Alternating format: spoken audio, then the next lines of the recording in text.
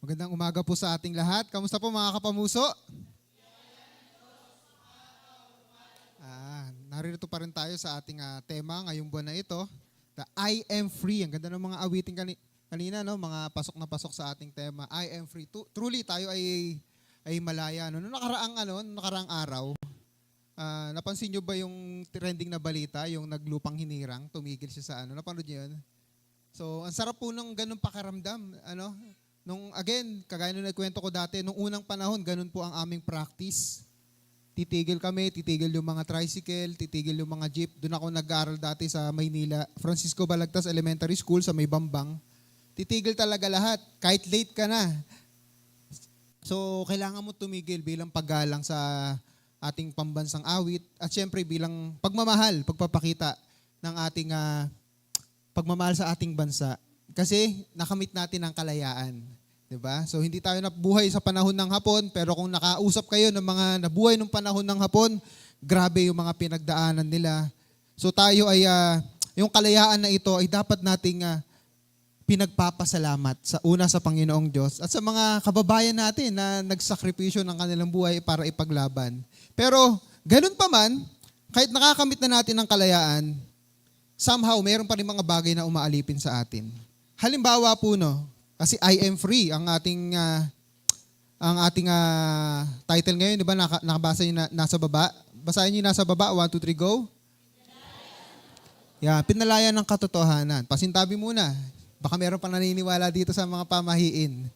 Naniniwala ba kayo sa pamahiin? Huwag niyo nang sagutin. Di ba meron mga halimbawa sa lamay, may tinatawag na pagpag. Alam niyo ba yun? Pagka galing ka ng lamay, pupunta ka daw muna ng 7-Eleven. Para daw maligaw. Maligaw daw yung kaluluwa. Grabe naman yun. Maliligaw pa yun. Kaya nga mag-shortcut nun kung totoo man, Tapos, nung unang panahon, ewan ko kung until now, pinaniniwalaan pa rin. Nung unang panahon, ito, lagi ko naririnig. Huwag ka daw magwawalis ng gabi. Bakit daw? Lalabas ang swerte. Actually, napakarami pa. Yung mga tabi-tabi po, nuno po sa punso, yung kakagatin mo yung kamay mo, O kaya pag bumato ka, naisip ko nga kasi dati, naniniwala ako sa ganyan Nung bata ako, mahilig akong bumato nung gabi. Kasi sabi, manununo daw, kakainin mo yung kamay mo. Tapos naisip ko, paano kaya kung pupo yung nadampot ko, Parang amoy Sabi nila, wala naman daw mawawala kung maniniwala. Sabi nila, pero I beg to disagree. Kasi merong nawawala. Unang-una yung kalayaan natin. Di ba, halimbawa, sa simpleng pagwawalis ng gabi, mawawala swerte, huwag kang magwawalis. Naaalipin ka Imbis na mawawala na yung amoy, di ba? Sino ba mayroon ba mga galit sa kalat dito? Yung asawa ko, galit lagi sa kalat Galit sa amin lagi. sa aming mga anak. Mga anak namin. So, maraming mga pamahiin na sinasabi, ay okay lang naman yan. Ang problema, kapag ang pamahiin or kahit ang opinyon ay sumasalungat sa katotohanan, ito ay umaalipin sa atin. Kaya nga, mahalaga na pag-aralan natin itong I am free, pinalaya ng katotohanan dahil meron talaga tayong kalayaan sa pamamagitan ng katotohanan na ang pinanggagalingan po ay ating Panginoong Jesucristo. So para simulan natin ang ating pagbubulay nito, tayong lahat ay tumayo at basahin natin ang ating main verses, John chapter 8, verses 31, 32, and 36. 1, 2, 3, go!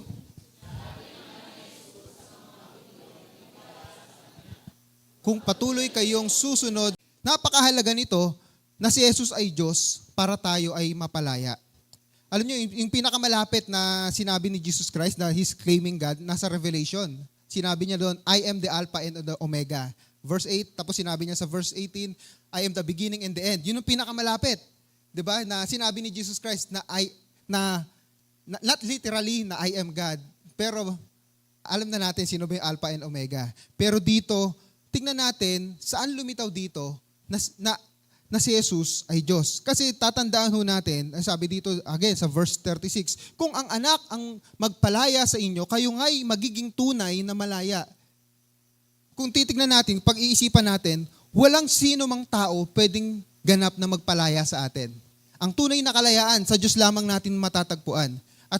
At dito, pinapahayag, kaya tayong palayain ni Jesus ng tunay at ganap dahil siya ay Diyos. Ngayon, ang tanong, saan natin makikita dito sa John chapter 8? Dito, napakahalaga. Pag meron tayong mga katanungan, mga kapamuso, no? Pag meron tayong gustong malaman, ano ba ibig sabihin nito? It's very important, basahin natin ang buo. Kasi most likely, nandoon na yung kasagutan sa mga katanungan natin. Halimbawa po dito, sinabi sa verse 24, sinabi ko sa inyong mamamatay kayo sa inyong mga kasalanan kung hindi kayong maniniwala ang ako nga. Clue na yon. Nung sinabi ni Jesus Christ, ako nga. Pero hindi pa ito talaga yung pinakamabigat na sinabi ni Lord Jesus Christ kasi hindi pa nag-react eh. Just a simple I am yung sinasabi niya rito. Mamamatay kayo sa inyong mga kasalanan. Tapos inulit na naman niya sa verse 28, siguro kung tayo lang mga Pilipino, babasahin natin ito. Medyo mahirap siya unawain. Pero kung tayo yung mga Hudyo na nakakaunawa ng Old Testament, mas madali natin itong mauunawaan. Kaya nga itinuturo natin, ina-expose natin. Ang tawag dito expository. Kaya sinabi ni Jesus, kapag naitaas na ninyo ang anak ng tao, malalaman ninyong ako nga. Binanggit na naman ni Lord Jesus Christ. Tatandaan natin, pag magbabasa tayo at paulit-ulit na sinasabi yon, ine-emphasis ni Lord Jesus Christ, merong mahalagang bagay yon. Kung magbabasa tayo ng Bible, maganda tigil tayo. Lord, ano ba ibig sabihin nito? Bakit paulit-ulit na sinasabi? So ngayon, nasan dito, lumitaw na si Jesus Christ is God, na si Jesus ay Diyos. Ito, adjust na tayo sa verse 56. Natuwa ang inyong amang si Abraham nang malaman niyang makikita niya ang araw ng aking pagdating, nakita nga niya ito at siya'y nagalak. Kung pag-iisipan natin, si Lord Jesus Christ was just more than 30 years old nito. Namatay siya 33 years old eh. Pero si Abraham, thousands of years na lumitaw. Pero paanong nakita siya ni Abraham? Paano nangyari yun? Hindi literally, hindi natin alam kung paanong nakita, pero makikita natin sa Genesis chapter 12, Genesis chapter 15, Genesis 18, pinangako ng Diyos na sa pamamagitan niya, lilitaw sa kanyang seed, di ba? Ang Mesiyas. Yung sinong pagpalain, yung sinong magpapala kay Abraham, pagpapalain din. So meron na, sa Genesis pa lang makikita na natin na meron ng pinangako ang Diyos. At dito, at si Lord Jesus Christ yung katuparan dito. Pero hindi pa daw pinapanganak si Abraham, hindi pa siya nag-exist. Nag-exist na si Jesus Christ. Kaya natural, kung tayo yung mga Hudyo nakausap ni Jesus, magtatanong tayo. Dahil dito'y sinabi sa kanya ng mga Hudyo, wala ka pang 50 taong gulang. Paano mo masasabing nakita mo na si Abraham? Ito na. Sumagot si Jesus, pakatandaan ninyo, basahin nga tayo magbasa. 1, 2, 3, go!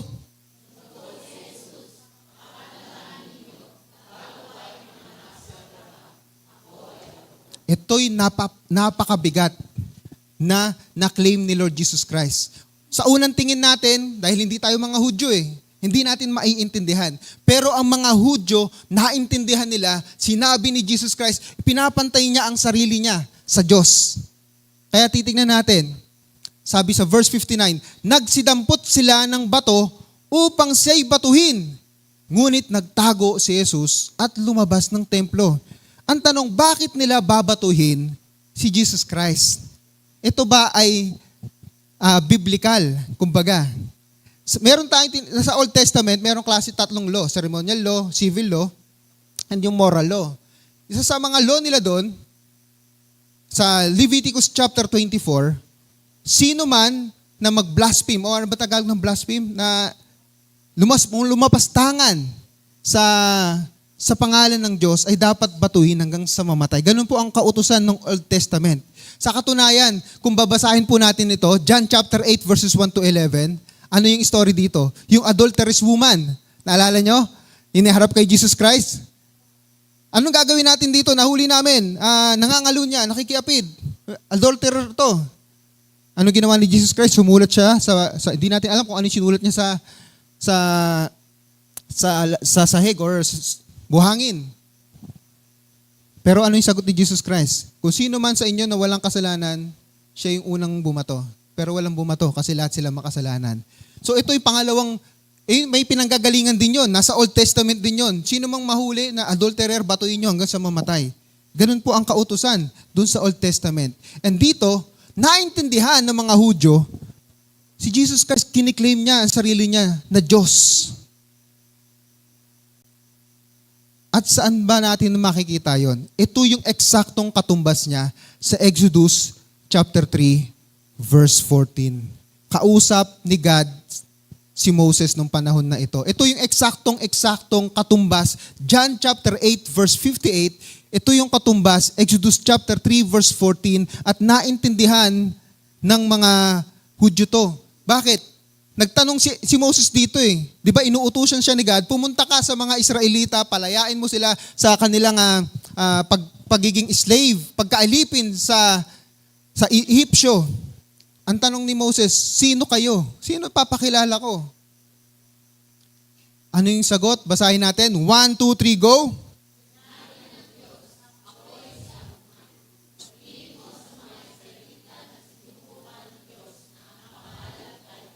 Diba? God said to Moses, I am who I am, and you shall say to the sons of Israel, I am has sent me to you. Yung salitang I am na yon, dalawang words. Pero napaka-makapangyarihan na. Yung salitang I am, yan ang pangalan ng Diyos. Yun ang kanyang claim eh. Alam natin, we are familiar with the name Yahweh. Pero nung tinanong siya ni Moses, anong pangalan mo? Sinabi ni God, I am, na ang ibig sabihin, Diyos na walang hanggan, Diyos na walang lumika, Diyos na nag-i-exist, Diyos na walang katapusan, Diyos na makapangyarihan. Yun ang ibig sabihin ng salitang I am, pero napaka-makapangyarihan ng salitang yan. And no one can claim that name, I am. But the Lord Jesus Christ said, I am. At naintindihan ng mga Hudyo. Yun ang isang katotohanan na dapat na malaman natin, that our God, the Lord Jesus Christ, is God. If Jesus Christ is not God, we are praying in vain. Lord, palayain mo ako sa kasalanan. Paano ka palalayain ni Jesus ng ganap sa kasalanan kung si Jesus ay hindi Diyos? Di ba? Nananalangin tayo, Lord, pagpalain niyo po kami in the name of the Lord Jesus Christ. How can the Lord Jesus Christ bless you if the Lord Jesus Christ is not God? Totoo, hindi natin makikita ang salita, hindi natin makikita na sinabi ni Lord Jesus Christ, ako ay Diyos, maniwala kayo sa akin. Bakit? Minsan may nagtanong sa akin ito, na isang kabataan. Pag sinabi ni Jesus Christ, lantaran na I am God, mamamatay siya agad dito. Dito pa nga lang eh. Di imagine ko nga, iniisip ko, paano kaya si Lord Jesus Christ nakatakas dito? Diba? Di ko alam kung mayroon ba tumuloy na bumato kasi ano siya eh. Sabi ngunit nagtago si Jesus at lumabas ng templo. Ini-imagine ko eh, meron kayang bumato talaga dito, natuloy, hindi binanggit, pero possibility yan. Kasi nagtago siya eh. Malamang may bumato siguro talaga. Pero hindi pa panahon ni Lord Jesus Christ. And kahit nung sinabi ni Jesus Christ, John chapter 10, verse 30, yung verse natin, di ba? John 10:27, yung fellowship natin nung nakaraan, sinabi ni Jesus Christ, I and the Father are one. Ano yung naging tugon ng mga Hudyo? Pabatuhin na naman siya. Papatayin nila kasi kiniklaim mo na ikaw ay Diyos. At dito, sa John chapter 8, kaya tayong palayain ni Jesus dahil siya ay Diyos. Nung inaawit natin, di ba? There is power in the name of Jesus. Break every chain. No one can break that chain but only the Lord Jesus Christ. Paanong magkakaroon ng kapangyarihan ng pangalan ni Jesus kung hindi siya Diyos? Malinaw ang katotohanan. Ang katotohanan ito ay dinidebate pa ng ilan. At ginagamit pa yung mga verses sa 2 John na sinabi ni Jesus, pati sa 1 Timothy chapter 2 verse 5 na sinabi doon na si Jesus ay tao. Nililinaw nila Pablo at Juan yon dahil nung panahon na yon may mga katuruan na nagsasabi si Jesus ay Diyos lang. Kaya binanggit nila, in-emphasize nila, si Jesus ay tao din. Mahirap po siyang maunawaan. Pero malinaw naman ang salita ng Diyos. At yung mga bagay na hindi natin mauunawaan, ipagpasa Diyos na natin. Pero malinaw na sinasabi dito na ang truth number 1, na si Jesus ay Diyos na magpapalaya sa atin ng tunay. Kaya tayo lumalapit sa Kanya. At nilinaw naman to, in-establish na to. ni John sa verse 1 pa lang. Nang pasimula ay naroon na ang salita at ang salita ay kasama na ng Diyos. At ang salita ay Diyos. Tapos sabi sa verse 14, naging tao ang salita. Sino ang tinutukoy dito? Si Lord Jesus Christ. At naniraan sa piling namin, nakita namin ang kalwalatiang tunay na Kanya bilang kaisa-isang anak ng Ama. Siya ay puspos ng kagandahang loob at ng katotohanan. Lumabas na naman ang katotohanan. Minsan, makikinig tayo ng opinion ng mga tao, ay hindi Diyos si Jesus. Pero this is the truth number 1 na dapat nating paniwalaan. Kasi yung sinasabi natin, kinanta natin kanina, di ba? Yung sino mang pinalaya ni Jesus, ano yung unang lyrics nun? Na base rin dito, who the Son sets free, who the Son sets free, who is free indeed. Sino yung Son? Si Jesus Christ. Kung sino man pinalaya ng anak, sapagkat ang Diyos lamang ang makakapagpalaya sa atin ng tunay. Ang ating Panginoong Yesus ay malinaw na sinasabi ng Biblia na siya ay Diyos. At hindi na dapat yan pinagdedebate yan, kundi dapat i-claim na natin. Amen?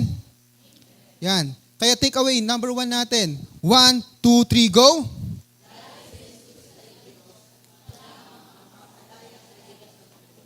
Mula sa kasalanan at kamatayan, kaya sumampalataya ka sa Kanya.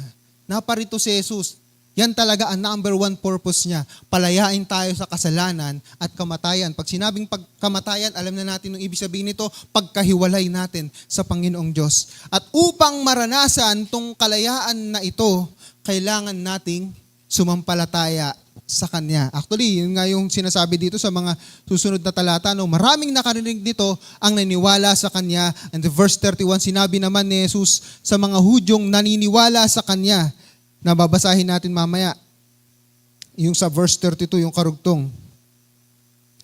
Si Jesus po ay Diyos at wala na pong question dyan. At dapat yan ay tayuan natin, paniwalaan natin, malinaw na. Nung sinabi ni Lord Jesus Christ, I am. Before Abraham was born, I am. Bago pa ipanganak si Abraham, ay ako na. Ito ang katotohanan, numero 1, na dapat nating paniwalaan. Amen? And truth number 2. Truth number 2. 1, 2, 3, go.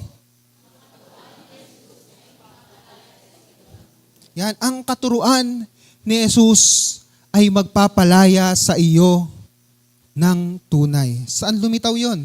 Sinabi dito sa verse 31, sinabi naman ni Jesus sa mga Hudyong naniniwala sa Kanya, kung patuloy kayong susunod sa aking turo, kayong ay tunay na mga alagad ko. Unang-una, kailangan bilang mga alagad, kailangan tayo ay sumunod sa Kanyang mga turo. Ang mga alagad ni Kristo ay mga mag-aaral. Ang mga alagad ni Kristo ay mga tagasunod ni Kristo. Yun ang ibig sabihin ng pagiging alagad.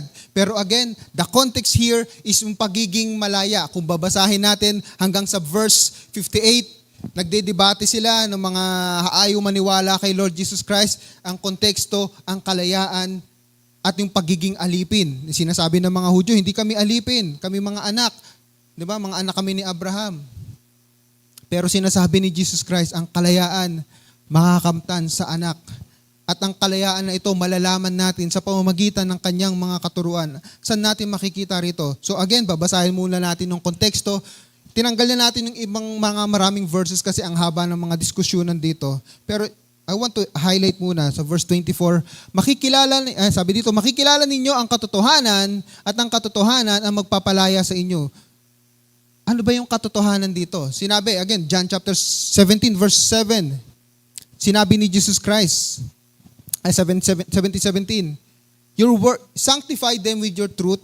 Your word is truth. Ano ba yung word? Yung salita ng Panginoong Diyos.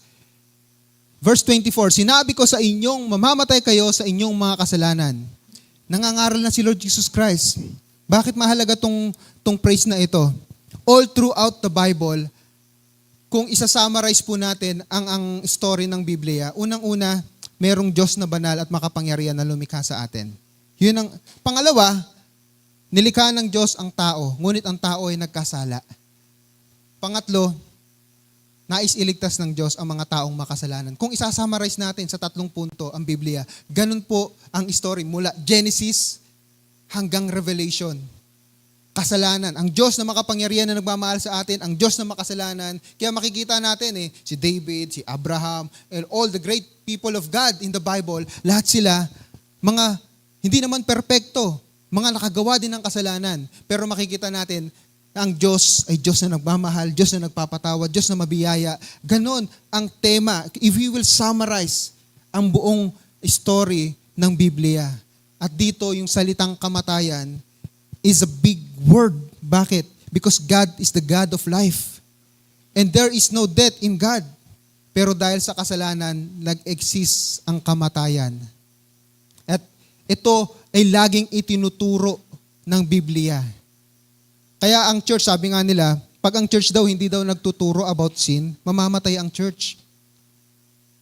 Kasi parang pinapayagan na lang natin na okay na yung kasalanan na yan, importante umaattend sila. No.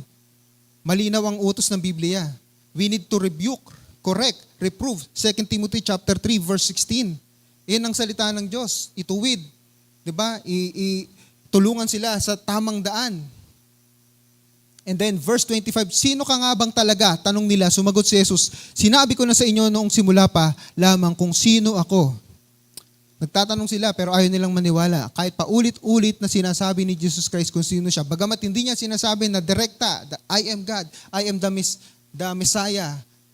Kasi nga, babatuhin siya eh.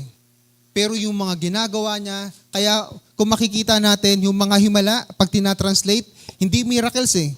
Ano yung salita? Signs and wonders. Kasi yun yung sign. Ang sign na pinopoint out na si Jesus Christ, yung katuparan na tagapagligtas na sinasabi sa Old Testament. Kaya signs and wonders ang term na ginagamit sa English. Sa mga lumang Tagalog, tanda. Mas eksakto yung translation. Hindi nila maunawaan na ang Ama ang tinutukoy niya. And then, kaya't sinabi ni Jesus, kapag naitaas na ninyo ang anak ng tao, this is the gospel. Ano yung naitaas na ninyo ang anak ng tao? Sinasabi ni Lord Jesus Christ dito, yung kanyang pagkamatay sa krus. Itataas na siya. Yan ang tinutukoy dito. Ito yung palatandaan, ito yung sign. Ito yung palatandaan, itataas ang anak ng tao. Hindi niya sinabi, itataas ninyo ako. Kundi sinabi niya, anak ng tao. Tapos sabi dito sa dulo, ang ipinapasabi lamang ng Ama ang siya kong sinasabi. So makikita natin dito, ang mga itinuturo ni Jesus, hindi lang ito katuruan niya na imbento niya. Saan galing? Saan galing ang katuruan? Sa Ama. And then, sabi dito, sumagot si Jesus, pakatandaan ninyo, ang gumagawa ng kasalanan ay alipin ng kasalanan. Ito yung konteksto ng kalayaan. So pag sinabi nating kalayaan, hindi ito kalayaan na gawin natin yung gusto natin. Kung iintindihin natin ang konteksto ng John chapter 8, kalayaan mula sa pagkaalipin natin sa kasalanan at kamatayan. Ito ang malinaw na konteksto nito. Huwag natin dadagdagan na malaya na akong gawin, yung gusto kong gawin, hindi ganun. Kung yung gagawin natin ay directly na sumasalungat sa kalooban ng Diyos, hindi yun ang tunay na kalayaan. Kung ang anak ang magpapalaya sa inyo, kayo nga'y magiging tunay na malaya, nabasa na natin kanina. And then, ang nakita ko sa aking Ama, ang siya kong sinasabi sa inyo. Again, inulit na naman ni Lord Jesus Christ, yung tinuturo ko sa inyo, hindi ito galing sa akin, galing sa Diyos Ama.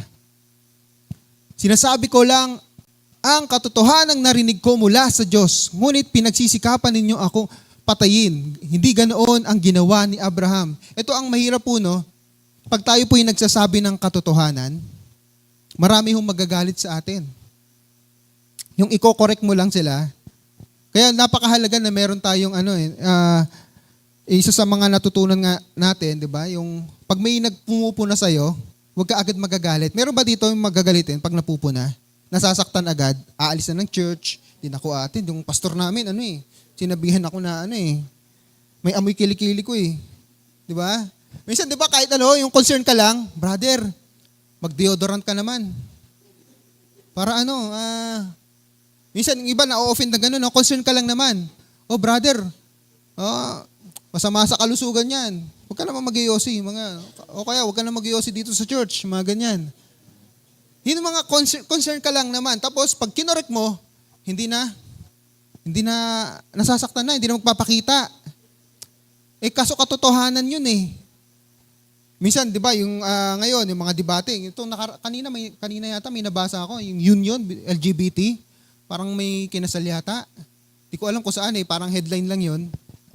Pag kinorek mo sila, masasaktan sila. Sinasabi ng Biblia, katotohanan 'yan eh. Ngayon yung 18 Marines daw, 'di ba? Merong mga pro 18 Marines, merong anti 18 Marines dito siguro. Pero madali na lang malaman kung sino yung nagsasabi ng totoo eh. 'Di ba? Minsan kasi ang problema, yung opinion natin, nagiging katotohanan para sa atin. Dapat ang basis ng katotohanan ay ang salita ng Panginoong Diyos. Kaya minsan, ang mga pastor o yung mga leader natin, iko-correct ka, i-rebuke ka, iko-correct ka.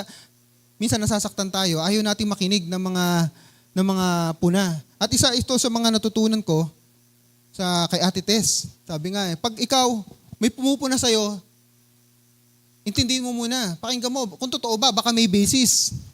Kung walang basis, edi huwag kang masasaktan, kilala mo naman sarili mo, pero dapat susuriin natin ang sarili natin. At dito, si Lord Jesus Christ, sa pagsasabi ng totoo,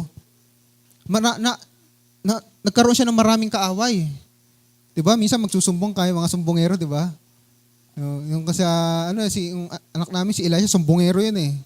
Si kuya, ganyan, si kuya, ganyan. Minsan, pag nagsasabi tayo ng totoo, dadami pa yung mga bashers mo. Halimbawa, although minsan kailangan yung pagsasabi natin ng totoo, dapat lagi mayroong grace and love. Dapat balanse, no? Malino naman sinabi yan, 1 Peter chapter 3 verse 15. Kailangan mayroong pa ring paggalang. Hindi yung sabihin mo, ikaw, makasalanan ka, sa impyerno ka mapupunta. Hindi ganoon. Dapat mayroong pa ring grace and love. Siguro yun ang naging problema nung Aragon ba yun? Yung anong pangalan nun? Totoo naman, Alvin Aragon. Maganda naman, totoo naman yung sinasabi niya, pero baka yung pamamaraan, hindi pa kasi napapanood yung interview eh. Pero totoo naman yung content, pero ang problema siguro yung pamamaraan ng pagkakasabi. Pero kung titignan natin, si Lord Jesus Christ, yung mga matitigas ang ulo eh. Grabe din magsalita eh. Mga ahas, mga ulupong, ganyan siya magsalita eh. Pero huwag naman natin sa gagayahin si Jesus Christ. Sabihin niyo yung classmate niyo, ulupong ka, mga ganyan. Diba? Ahas ka, mga ganyan. Huwag naman ganun. Si Jesus Christ lang yun. Kasi sobrang tigas na siguro ng ulo ng mga Pharisees nung panahon na yon. Pero again, ang point dito, pag nagsasabi ka ng katotohanan, kahit yan pa ay katotohanan mula sa Diyos, may mga tao na hindi maniniwala sa iyo. May mga tao na magagalit sa iyo. And even the Lord Jesus Christ, may mga nagalit sa Kanya. Gusto pa siyang batuhin. And 47, at ang mula sa Diyos ay nakikinig sa mga salita ng Diyos. Nakita na natin? Ibig sabihin, bakit kaya tayong palayain ng katuruan ni Jesus? Kasi ang kanyang itinuturo, una ay galing sa Ama. At kung ito ay galing sa Ama, ang ibig sabihin nito, ito ay salita ng Diyos. At sa pamamagitan ng salita ng Diyos, kaya meron itong kapangyarihan na tayo ay palayain. Sapagkat ang salita ng Diyos ay buhay. Hebrews chapter 4 verse 12. Pakatandaan ninyo, ang tumutupad ng aking salita ay hindi mamamatay kailanman.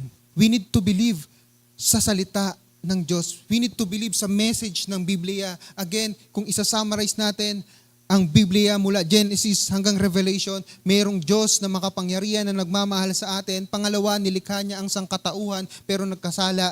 Number 3, gustong iligtas ng Diyos ang sangkatauhan mula sa kasalanan at kamatayan, kaya ibinigay niya si Jesus. At kung dudugtungan natin, number 4, kailangan paniwalaan natin ang sinasabi ng Ebanghelyo, ang sinasabi ng salita ng Panginoong Diyos. Ano yung take away natin? Take away number 2. 1, 2, 3, go. Ito ay katotohanan at makakamit natin ang tunay na kalayaan mula sa kasalanan at kamatayan.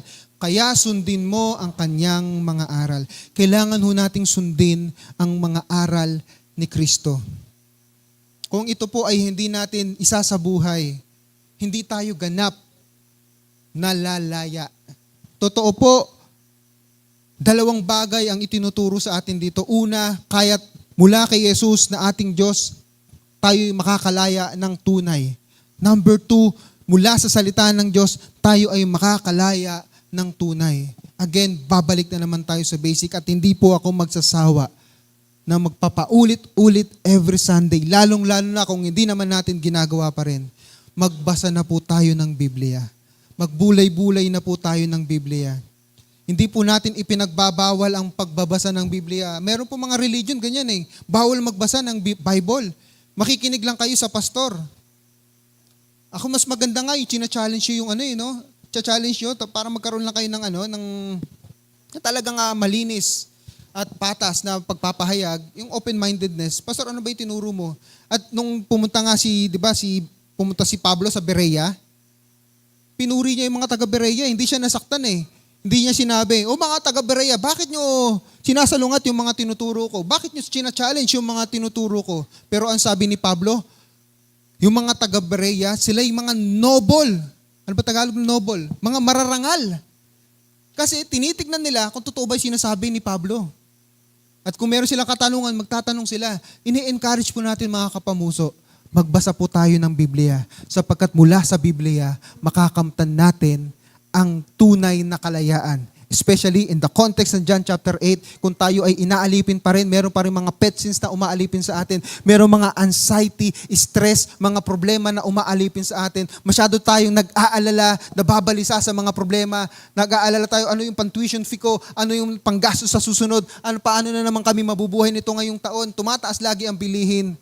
Mula sa salita ng Diyos, makakatagpo tayo ng kalayaan. Makakatagpo tayo ng kapayapaan. Higit sa lahat, makakatagpo natin ang Panginoong Diyos sapagkat nagsasalita ang Diyos sa pamamagitan ng Biblia. Kahit ako po, hindi ko po naririnig ang tinig ng Diyos, literally. Pero sa pagbabasa ng Biblia at sa pamamagitan ng banal na Espiritu, i-combine mo yan, mararamdaman mo, ito yung mensahe ng Diyos sa akin. Napakahalaga po mga kapamuso. We need to read the Bible. Paulit-ulit nating sinasabi at paulit-ulit hindi tayo magsasawa. Sapagkat ang tunay na kalayaan, mararanasan po natin dyan. Kaya kung tayo po, masyadong maraming problema na umaalipin sa atin, read the Bible. Kaya nga meron, di ba, sa huling pahina ng Biblia, ikaw yung nababalisa, hahanapin mo doon. Di ba, meron sa dulo, ano pa? Tungkol sa panalangin, hahanapin mo na naman doon. Tungkol sa kabiguan, hahanapin mo, may mga verses lahat. Meron. Kaya bilang conclusion, conclusion na tayo. Basahin natin, 1, 2, 3, go. Si Jesus ang katotohanan, ang salita ng Diyos ay katotohanan. Kaya kay Jesus at sa kanyang salita, ikaw ay tunay na malaya. Papakilala ko po sa inyo. Ito, personally, kakilala ko po ito. Asawa po ng teacher ko sa Bible School. Ito po, hindi po yan. Si Glyza De Castro yan. Merong movie noong 2018 na prinudos ni Kip Obanda. Si Glyza De Castro ang gumanap. Siya po si Lee Wai o Commander Lee Wai. Noong unang panahon ng martial law, alam naman po natin ang mga balita patungkol sa mga human rights violations nung panahon. Siya po yung taga-Negros at sila po yung mga magsasaka. Pero nung panahon na yan, she was tagged as, pinagbintangan siya bilang mga aktivista. At mga aktivista nung unang panahon ay inuhuli. So wala siyang choice. Kasi, again, uso po yung mga mahihirap ang laging kawawa dito. Inaabuso. Mga magsasaka sila. Kaya yung mga magsasaka, kung mapapansin natin yung mga kadalasang namumundok, anong mga trabaho nila. Ngayon na lamang nakakakita tayo ng mga taga-UP, di ba? Sila naman ay mga nabe-brainwash. But nevertheless, wala naman talaga sa plano nila na mamundok. Pero, siya po ay pinagbintangan na kabilang din sa mga aktivista. Ganun talaga, yung parang piniprame up. So, wala siyang choice. Kasama ng kanyang asawa, Commander Toto ang pangalan. Namundok sila, nakipaglaban sila. At sila ay, after 5 years, sila ay nahuli. Siya ay nahuli, buntis nga siya noon eh. At doon sa kulungan, nilipat sila sa Camp Delgado sa Iloilo City. Doon pinanganak niya ang kanyang anak at pinangalanan niya itong Dakip. Dakip ang pangalan. Ano ba ang hinuli? Ganun ang ibig sabihin. So doon, maraming kinukwento sa kanya kasi marami silang hinuli eh. At doon naranasan niya, nung hinuli sila, marami silang sumuko, marami silang buhay nun. Pero yung mga kasama niya pinagpapatay ng mga sundalo. Pero binuyang sila sa press na buhay. Nakita nyo, ito, pinoprotektahan namin ng buhay. At wala na silang magawa. Kasi alam nila, pinatay yung mga kasama nila. Pero sa propaganda, ito, buntis siya, buhay siya, pati yung asawa niya. Pero alam nila, nung mga kasama niya, harap-harapan, pinatay sa harap nila. Pinagbabaril. Yung iba, ganun yung human rights violation nung panahon na ito. At ito, ang problema ito pinagdidebatehan po ito po talagang nangyayari po nung unang panahon. Salamat sa Panginoong Diyos sa mga hindi nakaranas nito, pero hindi ho nating maitatanggi ang katotohanan ito sa kaysaysayan na nangyari talaga ito. So ngayon, to make the story short, makalipas ang maraming taon, sa kabila ng kanilang nakulong na sila sa Camp Delgado, sila pa rin ay naa-abuse doon, unti-unti. Parang lagi na lang merong nababawasan sa kulungan nila, sa compound nila, at hindi na nakakabalik. Ang sinasabi na lang, nanuno, ginaasa ng kapre, mga ganyan. Pero alam na natin kung ano nangyayari nun. Kasi nung unang panahon, malakas ang paniniwala patungkol sa mga ganong mga fiction. To make the story short, dumating ang panahon, nakalaya sila, at pinaglaban nila yung kalayaan. Nakulong sila dahil sa gusto lang nila lumaya, magkaroon lang ng kalayaan. Pero nakulong sila. Pero after na bumagsak ang rehimeng Marcos, ito yung unang-unang picture nila. Si Day ang pangalan niya kasi Inday, pero kilala siya sa Liway, Commander Liway. And si Rick, yung kanyang asawa, at namayapa na po yan. Ang mga anak nila sila Malaya at Dakip. Yan yung unang-unang picture nung lumabas na sila. Pero kahit na siya po yung nakalabas na, punong-puno pa rin ng galit ang kanyang puso. Alipin pa rin siya ng galit. Vindictive pa rin, gusto pa rin, andun pa rin yung paghihigante until eventually, siya po yung nakakilala sa Panginoong Hesus. At sa kanyang pagkakilala sa Panginoong Hesus, dito niya nalaman ng tunay na kalayaan. At nagkaroon po siya ng ministeryo at itinatag niya itong yung anak niya po yan, si Kip, director po yan. Meron siyang movie, Liway, tsaka yung Bar Boys. Mga director po talaga yan sa mga Sinimalaya. Actually, yung anak niya, mula sa Dakip, pinalitan nila ng pangalan na Kip. Kasi, di ba parang Bible, di ba? Pinanganak siya sa kulungan, pinangalanan Dakip. So ngayon, ito po yung tinatag ang pangalan niya po ay Cecilia. Ayan, Cecilia Obeanda, nabubulol ako sa bigkas Oebanda Pasis, yung kanyang pangalan ngayon. At tinatag niya po itong Voice of the Free Foundation. At nakausap ko nga po siya, personal, itong nakaraan pumunta kami sa bahay nila. Ang ministeryo po nila, yung mga naaabuso, especially sa mga babae. Kasi naintindihan niya, unang-una, ang kalayaan mula sa trauma ay nasa Panginoong Hesus. Pangalawa, miniministeryohan niya yung mga naaabusong mga kababaihan. At syempre, meron din mga naaabusong kalalakihan. Ang punto po natin dito, nung siya po yung nakalaya na mula sa galit, mula sa paghihiganti, nakakilala siya sa Panginoong Hesus, nakita niya yung purpose niya. So, kailangan ipakilala ko ang kalayaan na nagmumula sa Panginoong Hesus. At ito nga po sila, sa Facebook, kinuha ko muna. Actually, nagpaalam ako kay Pastor Roland. Siya po yung teacher ko ngayon. Si Cecilia Obeanda Pasis. Ang kanyang asawa po si Pastor Roland. So, check nyo na lang po sa Facebook ko kung gusto yung makita. At siya po ay aktibo po yan. Pumupunta sa iba't ibang bansa, iniimbitahan sa mga school, nagsasalita po siya para tulungan yung mga naaabuso, para palayain sila sa trauma, para tulungan silang makalaya, una sa trauma, pangalawa, magkaroon ng relasyon sa Panginoong Hesus. Sapagkat ang tunay na kalayaan po talaga ay matatagpuan natin sa Panginoong Hesus. At ito po yung hamon sa atin. Maaring may mga bagay na umaalipin sa ating mga nakaraan. maaring hindi man kasalanan, maaring pagkatroma, o maaring alipin ka pa rin ng galit, pero pag nakilala mo ang Panginoong Hesus, palalayain ka. Kung talagang ikaw pinalaya ng Panginoong Hesus mula sa galit na yan, makakalaya ka sa paghihiganti, makakalaya ka sa galit kung magtatanim ka pa rin. Itinuon niya ang kanyang lakas, ang kanyang ministeryo, ang kanyang puso sa pagmiministeryo sa mga taong naaabuso. Naintindihan niya, ito yung mission ko. May mga bagay pa na mas maganda tayong dapat gawin.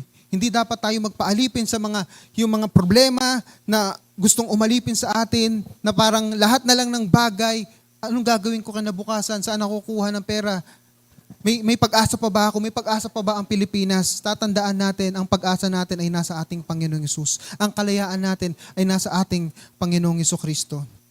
Kaya mga kapamuso, sabi nga ng verse natin kanina, ang sino mang pinalaya ng anak ay tunay na siya'y malaya na. Ang hamon sa atin na ang kalayaang ito ay isabuhay natin. Malaya na tayo sa kasalanan, malaya na tayo sa kamatayan, at huwag na nating hayaan na magpaalipin pa tayo. Kaya I invite everyone na tumayo at muli awitin natin yung kanta. Ang ganda po ng nung kanyang itinayong NGO, non-governmental organization, Voice of the Free.